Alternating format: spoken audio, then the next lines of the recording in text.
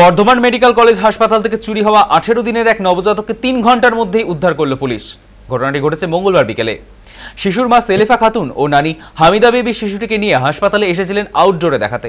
শিশুর বাবা সুজল শেখ তখন ওষুধ কিনতে গিয়েছিলেন। সেই সময় হলুদ পোশাক পরিহিতা এক মহিলা তাদের সঙ্গে কথা বলতে শুরু করেন এবং কিছুক্ষণ পর শিশুটিকে কোলে নেন। অভিযোগ, সুযোগ বুঝে তিনি শিশুটিকে সেখান থেকে নিয়ে উধাও হয়ে যায়। ঘটনার পরপরই শিশুর পরিবার পুলিশ ক্যাম্পে অভিযোগ দায়ের করে। খবর পেয়ে ডিএসপি দেবাশিস চক্রবর্তী ও আইসি দিব্যেন্দু দাসের নেতৃত্বে পুলিশ তদন্তে নামে।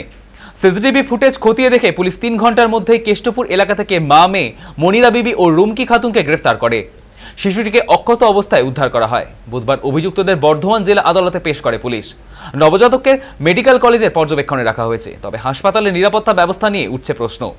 চিকিৎসা মহল ও সাধারণ মানুষের একাংশের অভিযোগ, পর্যাপ্ত নিরাপত্তা থাকা সত্ত্বেও কিভাবে হাসপাতালের আউটডোর থেকে শিশু চুরি হলো তা তদন্ত সাপেক্ষ।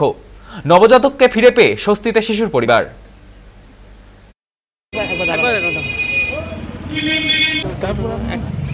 এটা কেষ্টপুর বলে একটা গ্রাম আছে, তো সেখান থেকে রিকভারি করা হয়েছে।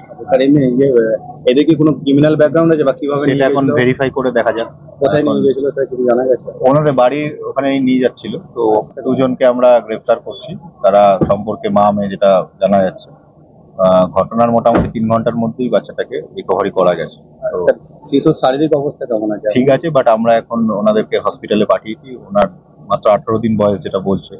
ওর মারও সিজার হয়েছিল। কোথায় রাখা ছিল, মানে বাচ্চাটাকে নিয়ে কোথায় চলে গিয়েছিল? ওদের নিজেদের বাড়িতে নিয়ে যেত, সেখান থেকে কোথাও নিয়ে যেত কিনা সেগুলো এখন ফার্দার ভেরিফাই করে দেওয়া হবে। সেটা পুরোটা এখনো ইন্টারোগেশন চলছে। আমাদের প্রথম কনসার্ন ছিল এত ছোট 18 দিনের একটা বাচ্চা, তার শারীরিক সুস্থতার মধ্যটা একটা বড় একটা আমাদের চিন্তার ব্যাপার ছিল। সেই শারীরিক সুস্থতার মধ্যে যা 3 ঘন্টার মধ্যে বর্ধমান থানার পুলিশ পুরো ডেডিকেট হয়ে কাজ করে তা রিকভারি করতে পেরেছে।